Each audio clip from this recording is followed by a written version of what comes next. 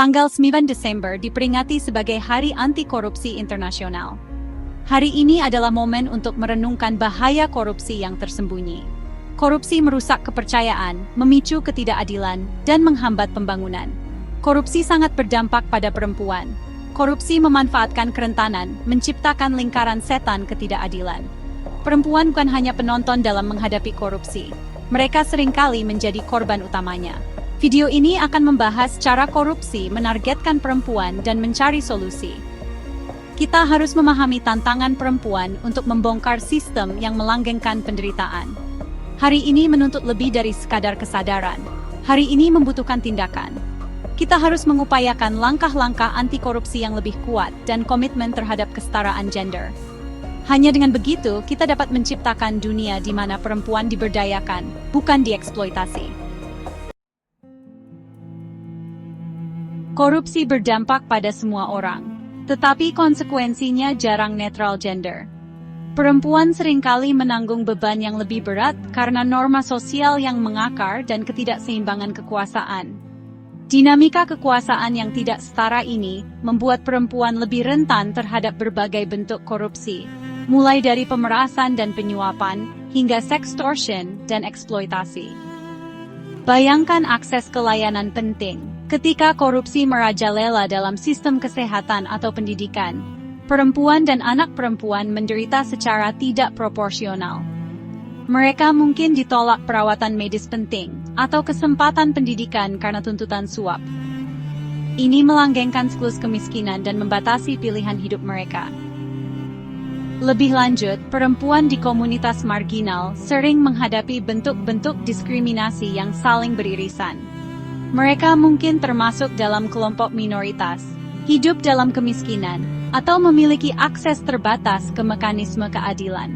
Faktor-faktor ini memperburuk kerentanan mereka terhadap korupsi, menjadikan mereka sasaran empuk untuk eksploitasi. Konsekuensi buruk korupsi terhadap perempuan terlihat jelas dalam banyak contoh nyata.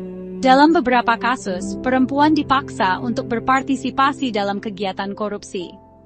Mereka mungkin dipaksa untuk bertindak sebagai kedok untuk bisnis ilegal atau mengangkut barang ilegal, tidak menyadari sifat sebenarnya dari keterlibatan mereka.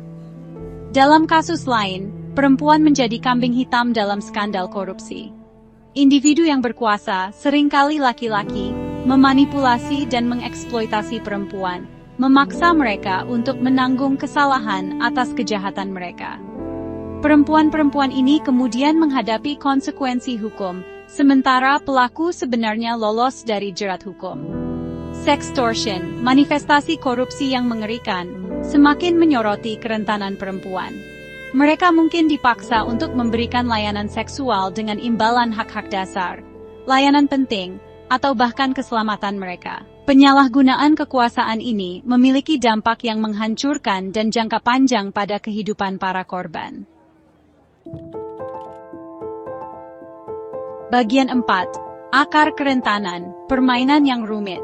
Memahami mengapa perempuan secara tidak proporsional terpengaruh oleh korupsi, membutuhkan pemeriksaan atas interaksi yang kompleks dari faktor-faktor sosial, ekonomi, dan sistemik. Norma-norma patriarki dan stereotip gender memainkan peran yang signifikan. Dalam banyak masyarakat, perempuan dipandang lebih rendah daripada laki-laki, membatasi peluang ekonomi dan kekuasaan pengambilan keputusan mereka. Ketimpangan ekonomi semakin memperburuk kerentanan perempuan. Perempuan sering menghadapi hambatan dalam pendidikan, pekerjaan, dan kemandirian finansial. Ketergantungan pada laki-laki ini dapat membuat mereka lebih rentan terhadap paksaan dan eksploitasi, terutama dalam konteks di mana korupsi merajalela. Masalah sistemik, seperti tata kelola yang lemah dan kerangka hukum yang tidak memadai, menciptakan lingkungan di mana korupsi dapat berkembang. Ketika lembaga-lembaga dikompromikan dan akuntabilitas kurang, perempuan memiliki sedikit jalan untuk menantang praktik korupsi atau mencari keadilan.